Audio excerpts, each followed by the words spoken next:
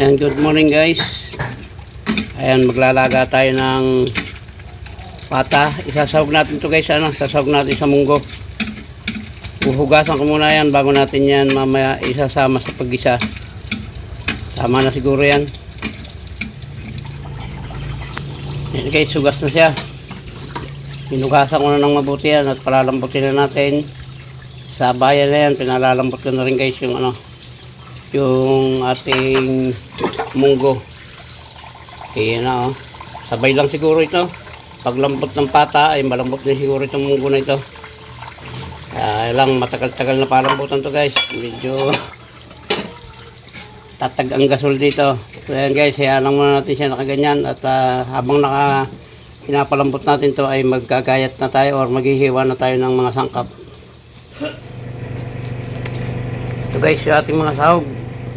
Meron tayong siling panigang or pamaksew, betchin, ginisa mix, pork cubes, bawang, kamatis,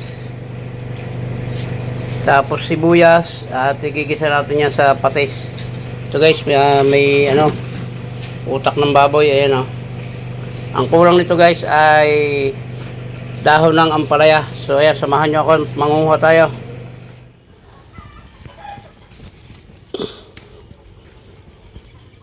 Dito lang to guys, sa gilid-gilid ng bahay namin. Kaya medyo madalang na rito, lipat tayo.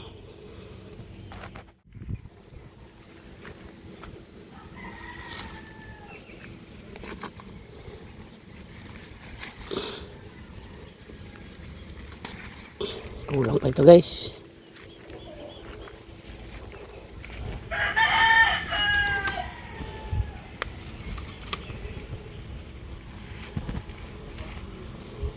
Ayan.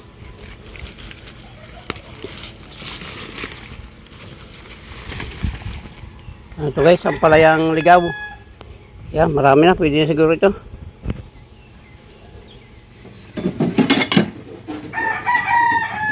Ayan guys, may lambot na pero kaunti pa. Gusto ko yung talagang umuuga-uga na. Medyo matigas kasi ito guys dahil pata ito eh. Yan. Itong ating munggo ay malapit na rin ito Yan, durog na Hindi na natin palulutangan yan. Palalambutin na natin ng hustot para kasama na yung balat. Guys, mamaya na lang pag nagisa na tayo. Malapit na ito. Gulay na munggo. Guys, ang natin, special na gulay na munggo ito guys. Pata ang sahog. Lalagyan ko ito ng utak ng baboy. Mamaya. Ayan na, isa ito guys. Hanguin natin at magigisa na tayo. Yung munggoy na hango ko na rin. Igigisa pa naman natin to. Lalambot pa yan. Guys, bago tayo magisa, nariyan na lahat yung sibuyas, bawang, kamatis. Pinagsabay-sabay ko lang. Ganun din man yun. Ito na isasabawan natin. Guys, ilagay lang natin. Medyo lalantahin lang natin ang kamatis bago natin ilagay yung pata. Sama-sama rin yan sa final guys. Yan.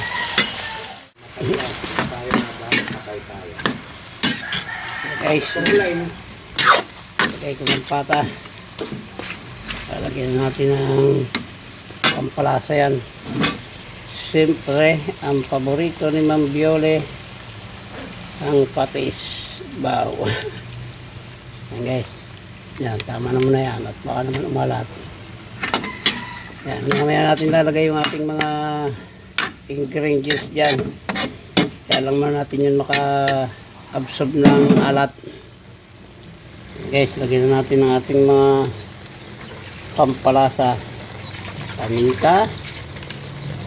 Siyempre, betchin.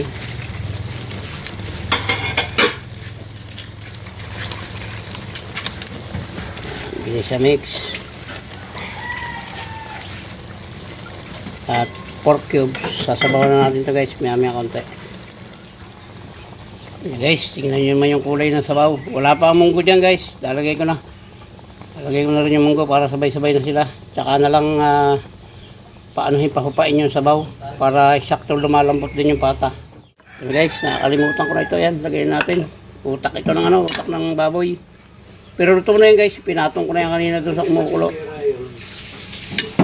Yan, para maluto pa siya lalo. Utak yun ng baboy. Malinamnam yan guys, pagka naluto na ito. Mamaya natin lalagay yung sili at saka yung talbos ng ampalayang ligaw. Yan guys, lagay natin yung ating sili. Maya natin lalagay yung dahon ng ampalaya at pag nilagay ko yun, sabay patay na ito guys. Suloy lang natin ng konti yung sili. Okay na yun eh. Ayos yan, sabaw na yan oh. Ayaw ko yung malapot na susuya oh. Yan, lutuin na natin ng konti yung sili. Lalagay na natin yung talbos ng ampalaya. Yan na guys. Lalagay na natin yung ating talbos ng ampalaya. Na, kulay green na. Yan.